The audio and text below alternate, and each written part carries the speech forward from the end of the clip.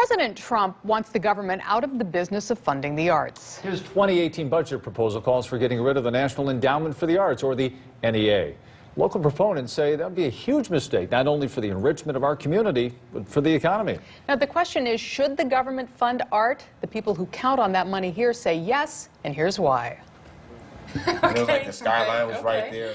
Sharon Lyle is one of the reasons proponents of the NEA say the funding is crucial. Art, to me, it's everything. It's literally everything and spiritually everything. The 17-year-old lives with his single mom and his twin 9-year-old sisters.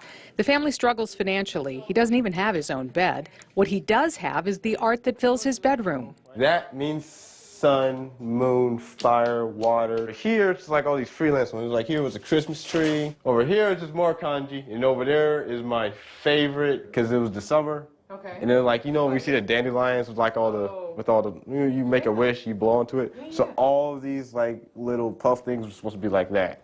Sharon typically has to take 2 or 3 buses to get to Toledo's Arts Commission building across from the museum. On this day, he's applying for the Young Artists at Work, a summer jobs program for disadvantaged teens. Thankfully let me be a part of this, and it's changed me. Callista Nolan is another teen who benefits from NEA funding. She was hired by Young Artists at Work to help create these pieces.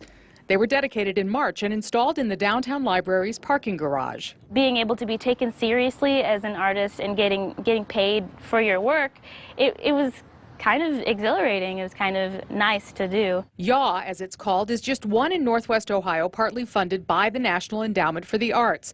And we're not talking about a lot of money. It is less than 1/100 of 1% of the federal budget, and that's the argument for keeping it in place. He's talking about NEA spending for the entire nation. The 2016 federal budget was about $3.9 trillion.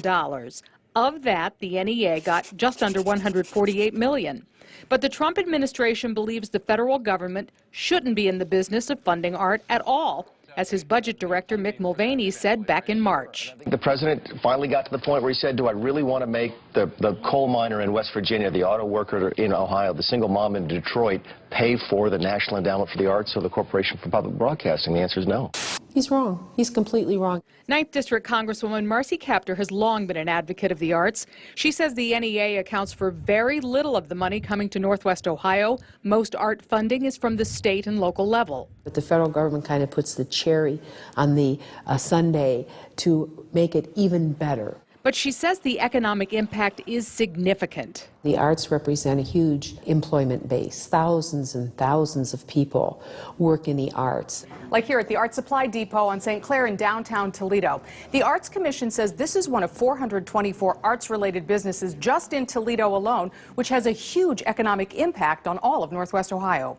In 2007, that was $2.4 billion. When we redid that study in 2015, that had climbed to $3.8 billion in economic impact in Northwest Ohio. He makes the argument that federal funding of art projects creates artists that, in the long run, help bring in business. It's just as important to our employers who are relying on the arts to build more vibrant communities so they can attract higher caliber employees, for our youth to stay in our community, for our empty nesters to re-centralize into vibrant cultural centers. Sharon Lyle's mother sees the big picture, too. Everything is art, from the curtains to your socks. Someone had to draw that pattern. Her son's hoping he's hired again this summer for the Young Artists at Work. The NEA funding isn't much, but for someone like Sharon, it's everything. If I didn't have art, then I don't know what to do. Oh, okay, so there was some good news, we understand, Diane, for the arts community last week. That's right. The budget approved last week for the rest of fiscal 2017 not only kept the NEA, but slightly increased its funding. So that gave everybody renewed hope that the NEA can be saved in the fall when the 2018 budget is passed. And in the meantime, the Arts Commission big spring fundraiser, it's called the Mix Blowout, coming up on Friday, and I'm going to post a link for ticket information on 13abc.com. Painted quite a picture. It sure did. Yeah.